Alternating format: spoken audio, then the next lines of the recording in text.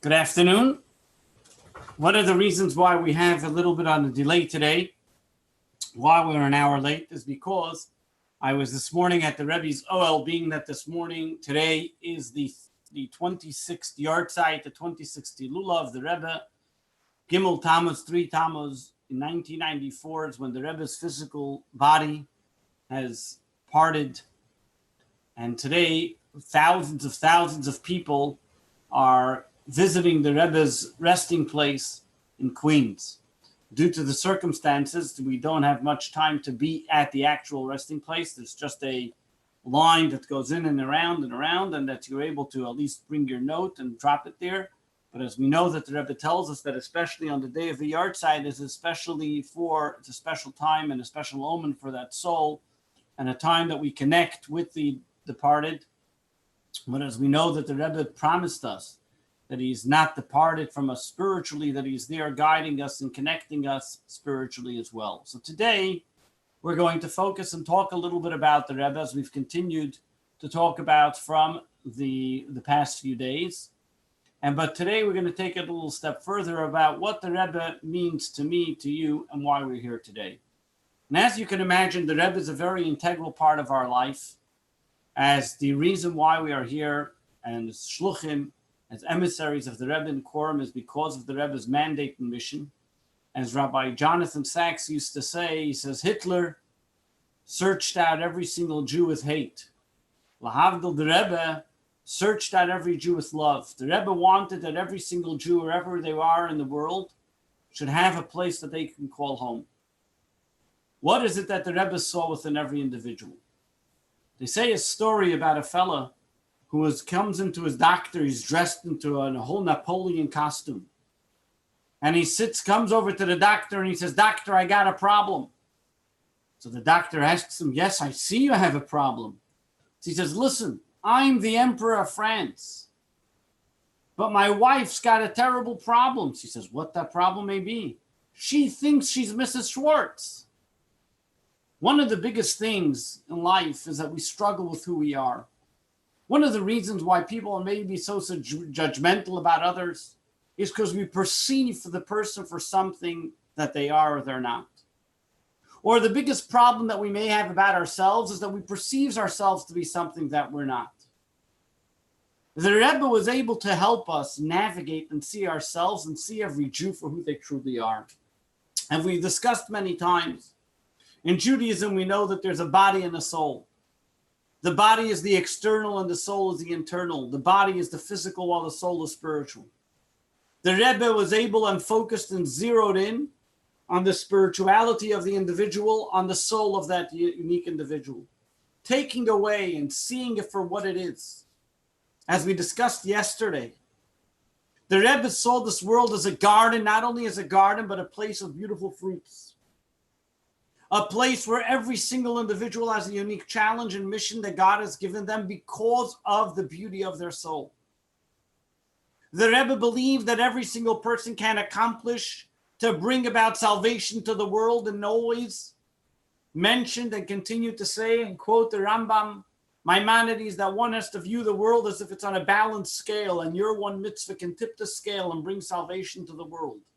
The value of the individual, the value of the entity of the Jew just for who they are, the Rebbe cherished, and therefore was able to communicate and help the greatest of the great to the simplest of the simple.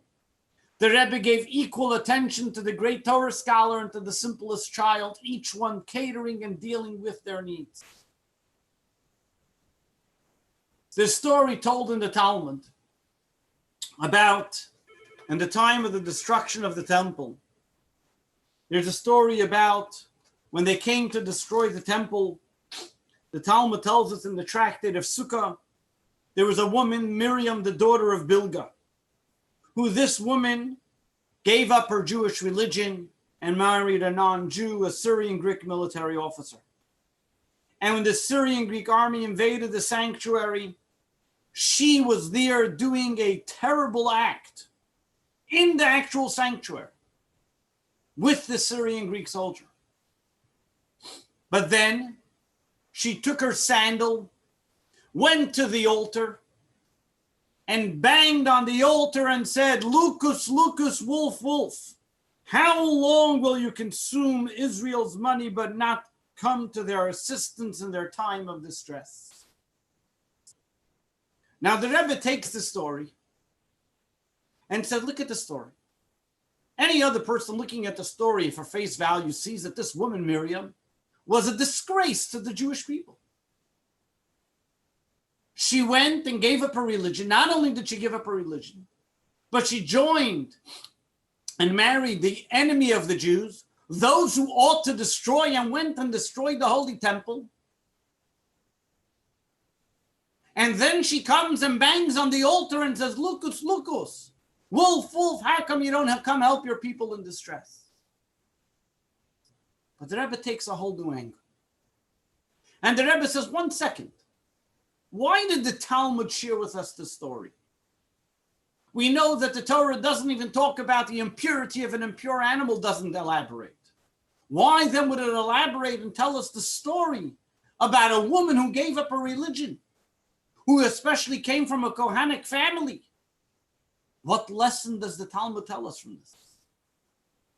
And over here, the Rebbe, in his classic love for the Jewish people, the Rebbe tells us that over here, the Talmud is telling us a very deep message. That over here you have a woman who on the outside gave up the Jewish faith and traditions to the extent that she did the most terrible act, even on the Holy Temple, on the altar. What does she do?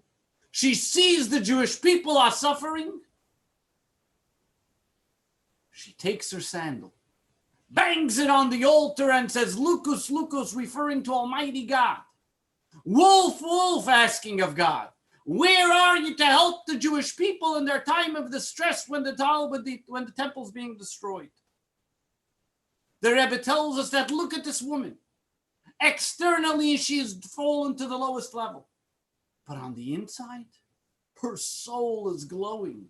Her soul is shining to the extent that when she sees Jewish people suffering, she cries out, where's God?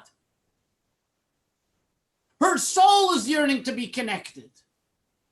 Yes, on the outside, she may have done terrible acts.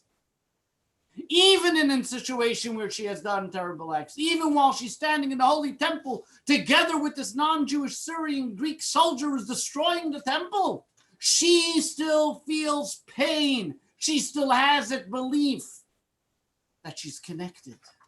And when she sees her brothers and sisters suffering, she cries out to God, where are you? Lucas, Lucas, wolf, wolf, why don't you come to the Jews' assistance? The Rebbe teaches us and says, this is the unbelievable beauty of the Jewish person. The unbelievable sanctity that exists within the Jewish soul. That regardless of what happens to it, the soul of the Jew stays pure, untouched. Regardless of how low that has fallen, the soul of the Jew does not get tarnished, and it comes out and it yells and it screams and it asks, God, why don't you come to the Jews' assistance? The Rebbe taught us that every single Jewish person has this soul, regardless of what veneer, of what they've done in their lifetime. The crying of the soul that is saying, God, where are you in time of distress? Even if in the most difficult times, even though she had it fine. The soul of the Jewish person can never be extinguished, is forever there. And the Rebbe ought to ignite that soul, make it penetrate the rest of the body, and change that person from inside out. That was the ultimate goal. That was the job that the Rebbe entrusted his shluchim with. That was the request that the Rebbe asked every single one of us to do. This was the message of the Talmud that the Rebbe is telling us. Look at a person not for their externalities, not for their behaviors, but for their soul. Identify the person with his good traits that he could embellish and ultimately cherish and cultivate that relationship. If we would focus on people's negativity, every person has something negative we can talk about. Every person has something negative that you may want to stress about. But the Rebbe says, no, that's not what the Jew is all about. The Jew is about the soul. The Jew is about his innate connection that he has with God, that Jewish people by nature, just by the very fact of being born to a Jewish mother, have a relationship with God. The question is, what have we done? What are we doing to ignite that soul, to bring that soul into fruition, that it should connect with its body and ultimately affect change within itself and within the world around us? There were many people who came to the Rebbe at many times, each one of them with different requests, each one of them with different challenges. And many times the Rebbe would find within them their quality, their point that they can ultimately cultivate and bring out and realize their strength. Every single person should not be neglectful to realize what is our inner strength, what is our potential, and bring it to fruition. That was the Rebbe telling us. And therefore, in every single time that the Rebbe spoke to his Hasidim, he demanded more. When somebody wrote to the Rebbe that they have 10 children in their preschool or their Hebrew school or their day school, the Rebbe said, why isn't there 20? Not that the Rebbe wasn't satisfied, not that he wasn't happy. Of course he was happy, but he was not satisfied. He wanted more and more because he knew that our potential, that we should never be complacent, that we always have to act with more alacrity and to be able to continue and bring more. It is our job to realize that not to be complacent and not to be satisfied. The Rebbe never allowed us to be satisfied and say, okay, now it's time to go to sleep. As long as there's one Jew who hasn't yet been touched, we still have a job and we still have to continue to do what we have to do with this greatest strength and the greatest energy. Now, one Jew is not too small, 10 Jews not too great. Every single Jew is important. The Rebbe reminded every single one of his shluchim at any time that they have a job to continue to ignite those Jewish souls out of love, harmony, and peace. The Rebbe taught us how to attract to the Jewish soul with love and with peace. The Rebbe did it himself and was that shining example, giving attention to the smallest child, to the greatest of scholars. There are so many stories and so many episodes that I'm sure you all know that we've discussed many times that depict the Rebbe's greatest devotion and attention. But I want to fast forward to a time that we're presently now. We know what the Rebbe did for 40 years, being Rebbe, thousands of people coming to him every single Sunday for his blessing and guidance. But as I began today, I said that this morning I was at the Rebbe's resting place, where again thousands of people were coming, asking the Rebbe for his blessing and guidance. We should not think that, God forbid, it's all off. Now the 26 years have passed since the Rebbe's passing.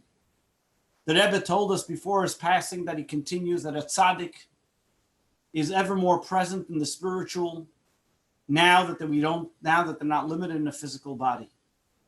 We too today have the ability to tap into the Rebbe's teachings, into the Rebbe's guidance, cultivate that relationship, and seek the Rebbe's blessings.